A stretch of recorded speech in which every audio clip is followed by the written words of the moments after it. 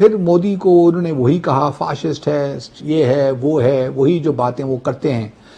میں ذاتی طور پہ سمجھتا ہوں کہ وزیر اعظم کے لیول پہ اس قسم کی زبان کا استعمال نہیں ہونا چاہیے۔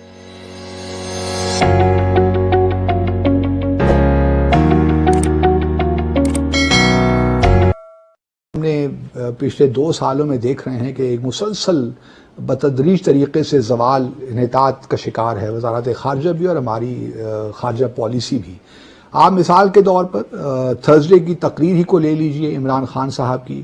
وہ فرماتے ہیں کہ ہماری جو تعلقات ہیں امریکہ کے ساتھ اتنے بہترین ہو گئے ہیں، اس سے بہتر شاید کبھی تھے ہی نہیں۔ ٹرمپ کے ساتھ ہمارے تعلقات بہت زبردست ہو گئے ہیں، اور ساتھ ساتھ انہوں نے القاعدہ کے جو امیر تھے یا جو ان کے قائد چیف تھے ان کو جہاں بھاگ بھی کہہ دیا اور قتل اور شہید بھی کہہ دیا۔ اس پہ بھی صرف پاکستان میں نہیں دنیا بھر میں واویلا مچا کہ یہ شہید کب سے ہو گئے۔ اور دوسری طرف وہی دیکھیے، ایک طرف تو کہہ رہے ہیں کہ ہمارے تعلقات بڑے اچھے ہو گئے ہیں یو ایس کے ساتھ، لیکن پچھلے ہی ہفتے یو ایس اسٹیٹ ڈپارٹمنٹ نے ایک رپورٹ جو ان کی سالانہ رپورٹ ہوتی ہے وہ ایشو کی ہے اپنے جو ہے دہشت گردی کے حوالے سے، کہ کون کون سے ممالک جو ہیں دہشت گردی پہ کیا کیا کر رہے ہیں، اور پاکستان کو بہت تنقید کا نشانہ بنایا ہے ناظرین اس رپورٹ میں۔ اور یہ پہلی دفعہ نہیں ہے، اس سے پہلے بھی جو رپورٹیں ہر سال آتی رہی ہیں جو کہ کانگریس کو پیش کی جاتی ہے، پہلے بھی پاکستان کو نشانہ بنایا جاتا رہا ہے، لیکن کیونکہ اب ہم پچھلے 1 سال سے خاص طور پہ امریکہ کی بہت مدد کر رہے ہیں افغانستان میں طالبان کو لے کر، اور سب کوشش یہ کر رہے ہیں کہ وہاں ایک مصالحتی عمل چلے، تو ہمارا خیال تھا کہ شاید واقعی تعلقات اچھے ہو گئے ہوں گے، لیکن اس رپورٹ سے جو اسٹیٹ ڈپارٹمنٹ کی ہے اس سے تو کہیں یہ محسوس نہیں ہوتا کہ ہمارے تعلقات میں کچھ گرم جوشی پیدا ہوئی ہے۔ حالات وہیں کے وہیں کھڑے ہیں، اور بدقسمتی کی بات یہ ہے اس رپورٹ میں ناظرین جو ہے جموں اور کشمیر کے حوالے سے کوئی بات ہی نہیں کہی گئی۔ اگر بات کی گئی ہے تو صرف اتنا کہا گیا ہے کہ بھارت نے ایک ری آرگنائزیشن ایکٹ نیا بنایا ہے، نیا قانون بنایا ہے، جس کے تحت جموں اور کشمیر کی جو ریاست تھی اس کو 2 حصوں میں تقسیم کر کے یونین ٹیریٹریز بنا دیا گیا، ایک جموں اور کشمیر اور دوسرا لداخ۔ اور اس میں بھی یہ نہیں کہا گیا کہ انڈین ایڈمنسٹرڈ یا انڈین ہیلڈ کشمیر، اور بلکہ یہاں بھی کچھ زبان ایسی استعمال کی کہ انہوں نے یہ مان لیا ہے کہ جو Indian state of Jammu and Kashmir کا لفظ کی ٹرم استعمال کی گئی ہے۔ تو آپ یہ اندازہ لگا سکتے ہیں کہ 5 اگست کے بعد ہماری سفارتکاری کہاں کھڑی کی۔ اور پھر کل ہی جب یہ اسی رپورٹ کے حوالے سے تقریباً 1 ہفتے کے وقفے کے بعد فارن آفس نے ایک پریس ریلیز ایشو کیا جس میں انہوں نے القاعدہ کو برا بھلا کہا، سب کو کہا یہ ٹیررسٹ آرگنائزیشنز، اور پاکستان نے بھرپور کردار ادا کیا ہے۔ لیکن ہمارے وزیر اعظم سے شاید سلپ آف دا ٹنگ ہے، آئی ڈو ناٹ نو، لیکن میرا اپنا خیال یہی ہے کہ بینیفٹ آف دا ڈاؤٹ دینا چاہیے کہ اسامہ بن لادن کو انہوں نے شہید کہہ دیا، ان کا شاید مطلب ہرگز یہ نہیں تھا۔ لیکن یہ ضرور ہے کہ تعلقات کی جہاں تک بات جو انہوں نے کہی ہے میں اس سے اتفاق نہیں کرتا۔ ہمارے تعلقات میں کوئی گرم جوشی پیدا نہیں ہوئی، ہم نے کوئی سفارتکاری نہیں کی، ہمارے حالات اس طرح ہی وہیں کے وہیں کھڑے ہیں۔ گو کہ ہم افغانستان میں تعاون بھی کر رہے ہیں، لیکن پھر بھی کچھ نظر نہیں آتا کہ ہم کہیں بات کو آگے لے کر جا رہے ہیں۔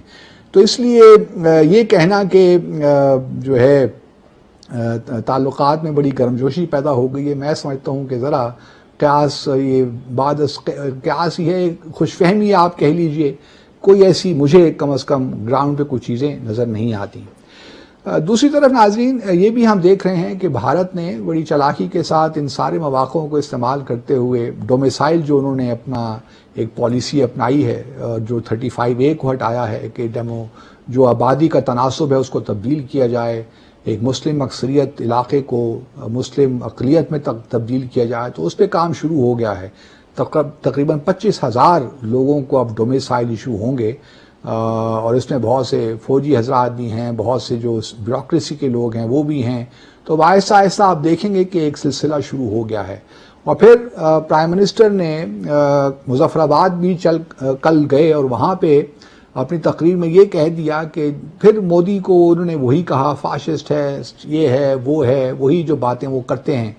میں ذاتی طور پہ سمجھتا ہوں کہ وزیر اعظم کی لیول پہ اس قسم کی زبان کا استعمال نہیں ہونا چاہیے. یہ نریندر مودی کی جو سوچ ہے، اور تب بھی پتہ چل جانا تھا کہ اس کا ذہنیت کیا ہے، یہ کس طرح کی سوچ ہے اس آدمی کی.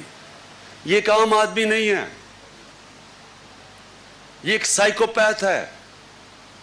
یہ جس طرح کی اس کی سوچ ہے، ان کی جو جماعت تھی وہی ہٹلر کی نازی پارٹی، یہ جو آر ایس ایس ہے یہ اس کی پیداوار ہے.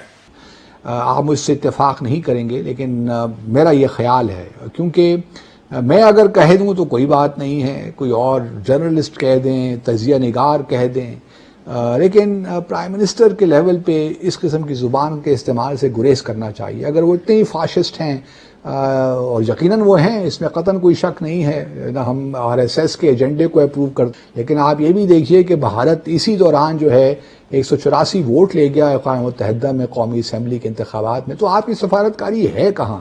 1992 ووٹوں میں سے 184 وہ لے گئے، اور اس کے بعد آپ پھر یہ کہتے ہیں کہ ہم 5 اگست کے بعد کشمیر پہ مہم چلائیں گے. ہم انشاءاللہ دنیا میں ساری جگہ پہ اس کشمیر کے جو حالات ہیں، جو ظلم کر رہے ہیں، انشاءاللہ ساری دنیا میں خود لے کے جاؤں گا.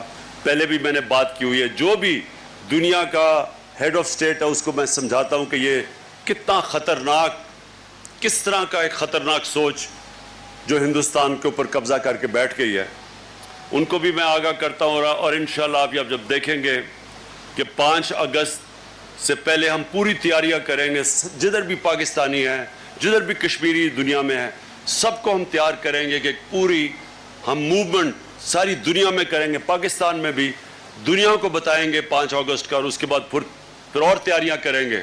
تو 5 اگست سے پہلے آپ کیوں نہیں چلا سکتے؟ آپ پچھلے 5 اگست سے اب تک کیا کر رہے تھے کہ آپ 5 اگست کا انتظار اب کر رہے ہیں کہ آپ اس کے بعد ایک موومنٹ چلائیں گے؟ بھئی آپ نے کیوں 1 سال انتظار کیا؟ کچھ سمجھ میں باتیں آتی نہیں ہیں. اور 5 اگست کے بعد آپ مطلب وہی کام کریں گے جو اس سے پہلے آپ 5 فروری کو کرتے رہے ہیں، 27 اکتوبر کو کرتے رہے ہیں بلیک ڈیز بنا کر، یا 15 اگست کو آپ اب کریں گے؟ کیا مذاق ہے یہ؟ ہم نے ان سارے کشمیر کے معاملے کو ایک سالانہ جلسہ بنا دیا ہے، اور 5 اگست کے بعد بھی ہم دیکھ لیں گے. ناظرین ادھر ہی ہیں ہم بھی، اللہ تعالیٰ زندگی دے سب کو، اگر ہم موجود ہوئے تو ضرور دیکھیں گے کہ 5 اگست کے بعد بھی کیا ہوتا ہے. لیکن لگتا نہیں ہے کہ کچھ کام ہوگا. یہ سب باتیں ہی باتیں ہیں، اور مجھے کچھ ہوتے ہوئے نظر نہیں آتا بدقسمتی کے ساتھ. اور جو مظفر آباد میں تقریر انہوں نے کی ہے، میں تو اب یہ دیکھ رہا ہوں کہ 5 اگست تک کا انتظار ہم کیوں کر رہے ہیں. دوسری طرف اور یہ جو ہے فارن پالیسی کا اوور آل ناظرین معاملہ بہت گھمبیر ہو چکا ہے، اور مجھے نہیں لگتا کہ ہمارے وزارت خارجہ میں اب کیپیسٹی رہ گئی ہے کہ وہ جو پاکستان کے مفادات ہیں وہ صحیح معنوں میں ان کو پروجیکٹ بھی کر سکے.